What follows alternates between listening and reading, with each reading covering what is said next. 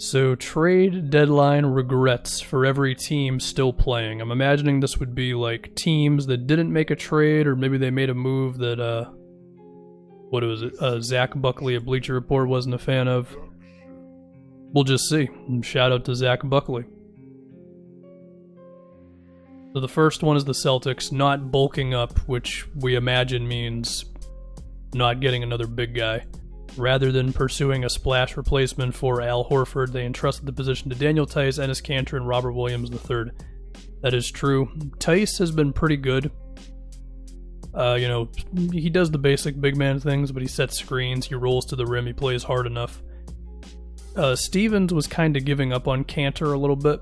And in the case of Bob Will, I mean, he has been hurt for a while, and also he wasn't that great when he was in there. I mean, he could have a big dunk or a block shot, but the possession-to-possession stuff, he was not as consistent as Tice, certainly. There's a big difference between treading water in the regular season and holding up against a playoff journey against Joel Embiid, Marc Gasol, Giannis, LeBron, and Anthony Davis. So, yeah, I mean, the loss of Horford against Embiid especially would be huge, because Horford was so good at just defending Embiid one-on-one to where you didn't have to double.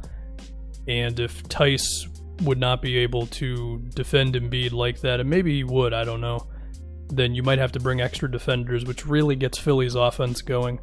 In terms of like a center who would be really, really exciting, I don't know if they were out there, but maybe they didn't need anyone who was that big of a deal. Just another guy could have been enough, Do we need to dive into this one too much? I think Brooklyn, until Kyrie and KD are there, I don't know if there's a lot to talk about with them.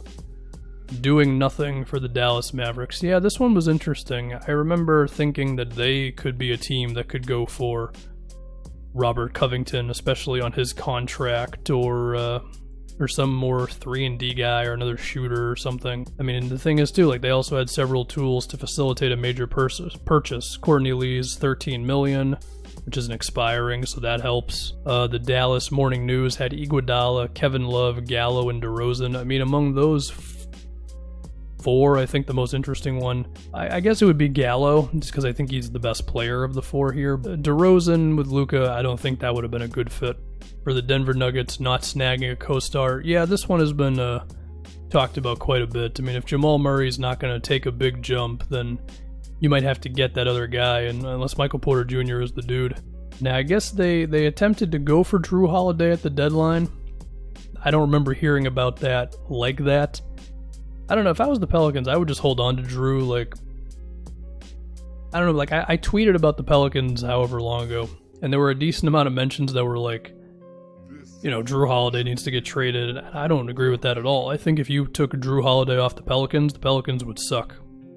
And that's with me acknowledging, like, Ingram and Zion being good and stuff. So, I don't know if he'd really be available, but that's just me talking. Maybe the Pelicans feel differently. And, Drew would certainly be a good fit in Denver, or just some more two-way guys. But the thing is, like, until Murray, if Murray goes off to a different level, I just don't know if it's going to happen. I mean, you're talking about, he's on a max contract, and Jokic as well. So, I mean, I don't know, man. Denver remains interesting, but if they're ever going to make a big move, they might just have to get off of somebody they really like, but we don't know there. This is interesting. Houston Rockets deflating Clint Capela's value. I mean, they're not going to chastise Houston for leaning fully into small ball, but the handling of Capela could not have been worse. He seemed a legitimate asset, even as the association was moving away from interior bigs. Yeah, it's something to think about, It's the idea of, like, Capela's stock had fallen so much because Houston didn't play him. The fact that Houston just said to themselves, nope, Capela and Westbrook, two non-shooters, isn't going to work. It's interesting to think about, like, was the only option for Houston to go with just more shooting and giving up on Capela? I mean, there's a chance Capela is like an all-defense guy in Atlanta. I mean, we remember, like, he did average 15, 12, and 2, and he was a very good finisher and all that. So that's kind of interesting to think about. At the same time, it's just how essential was Capela for Houston. I mean, he never looked as good in the playoffs as he did in the regular season. I think you can go either way. but I don't think someone should be chastised for thinking maybe Houston shouldn't have given up on Capela. The Indiana Pacers keeping the front court congestion. So once again, the Turner-Sabonis thing that is constantly a conversation. The supersized Miles Turner Domantas Sabonis has the second worst offensive efficiency among the 15 different two-man combinations the Pacers have played.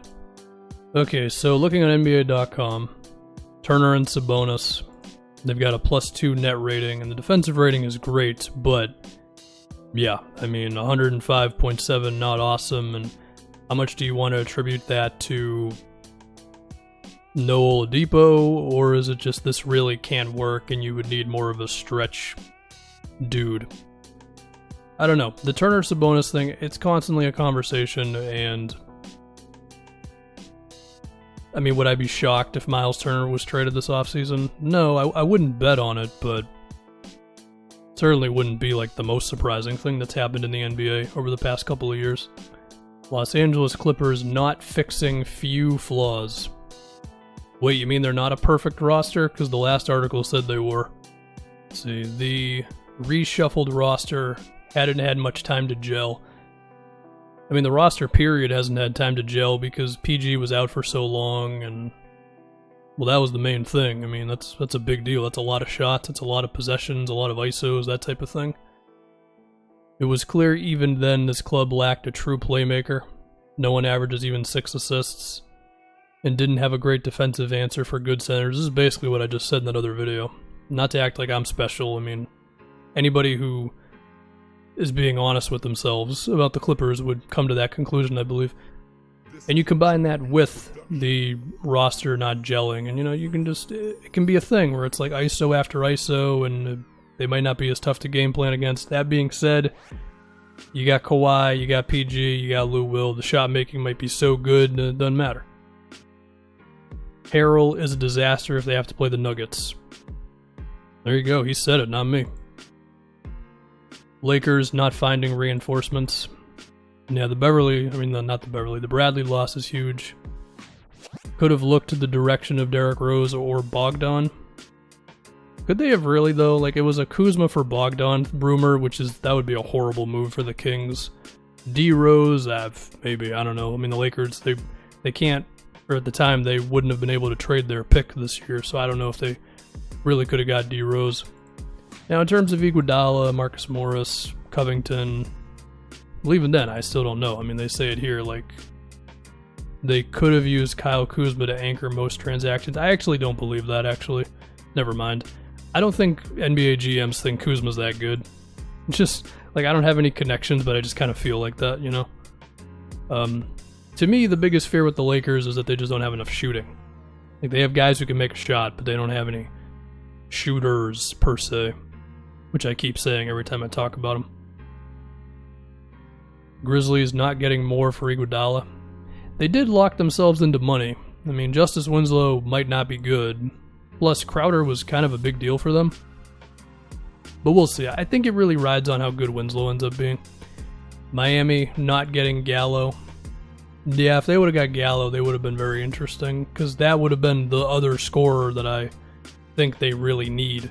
They couldn't reach an extension agreement with Gallo due to a reluctance to sacrifice 2021 cap space. Yeah, I mean, it's no secret that that's what Miami wants to do, and that could end up coming back to bite them. It could end up being great. We're just going to have to see.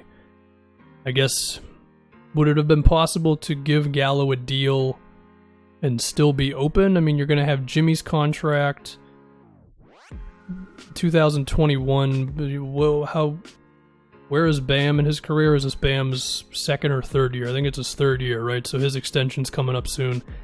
Yeah, it might not have been possible. The Bucks not going all in. I mean, I wanted them to go for Bogdan with the Pacers pick. Whether that would have been enough, I don't know. I mean, what would have been a move, though? I don't know. Bleacher, they don't really have a name that the Bucks could have gone for. Could there have been an equivalent to the Raptors trading for Marc Gasol? Potentially. Pelicans not chasing instant gratification. If any club could have could afford to give up a draft pick, it's probably one with this much high-level young talent. Okay, we're on Basketball Reference real quick. Shout out to Light Mode. So the deadline was February 6th. On February 4th, the Pelicans were 11 games under 500.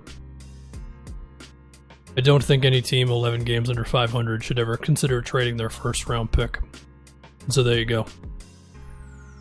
The OKC Thunder not adding assets.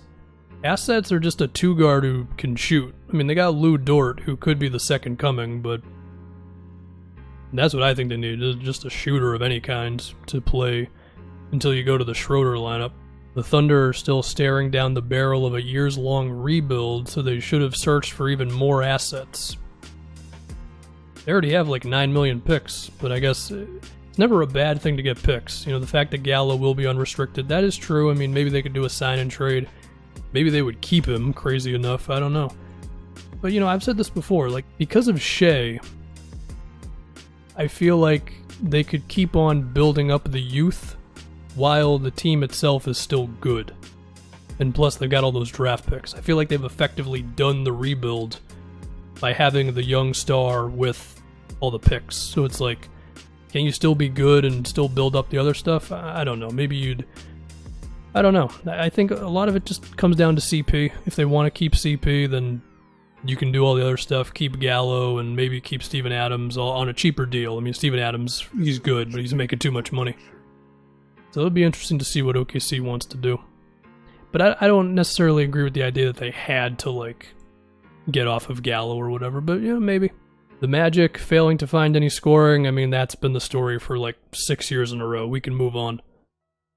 Philly playing it safe. Yeah, Philly didn't do too much. They got Alec Burks and Glenn Robinson III, I believe it was. This was a team that should have been considering a more radical shakeup at the deadline. I just don't really know what it would have been. Like, no one's taken the Horford contract, you know what I mean? So at that point, I mean, you can't trade Tobias. He's on a max deal or close to it or whatever. I think Richardson is really valuable, especially because of the contract he has. So I don't totally know what the move would have been. I also don't know what the asset would have been. Like, you're not going to trade Thibault. I don't know.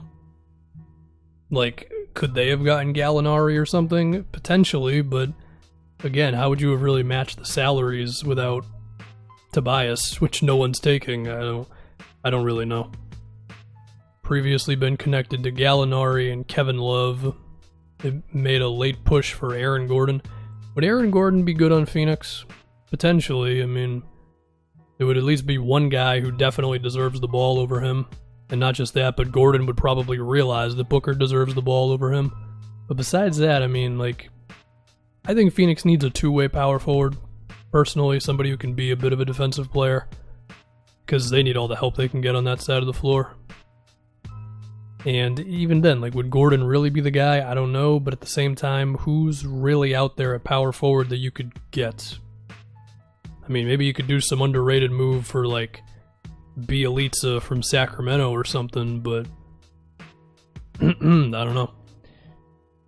Portland Trailblazers waving the white flag. I mean, they do this every trade deadline. The Blazers never do anything, and it's the most frustrating thing ever. Between the returns of Nurkic and Zach Collins, this club could at least talk itself into becoming a tricky playoff matchup for any opponent. Nothing was done to flip Hassan Whiteside's massive salary for on-court help, or even move CJ McCollum. Okay, hold on. This is where I draw the line.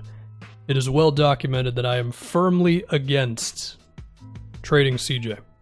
I think CJ's shot making is really important for Portland, which is apparently a hot take or something. I don't know. As for the Whiteside thing, yeah, I mean, I don't know who would have been out there, and maybe they shouldn't have traded a pick, but they basically just traded for Ariza.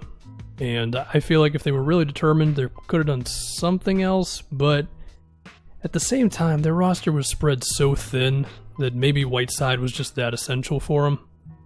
In fact, he kind of was, for being honest, so I don't know.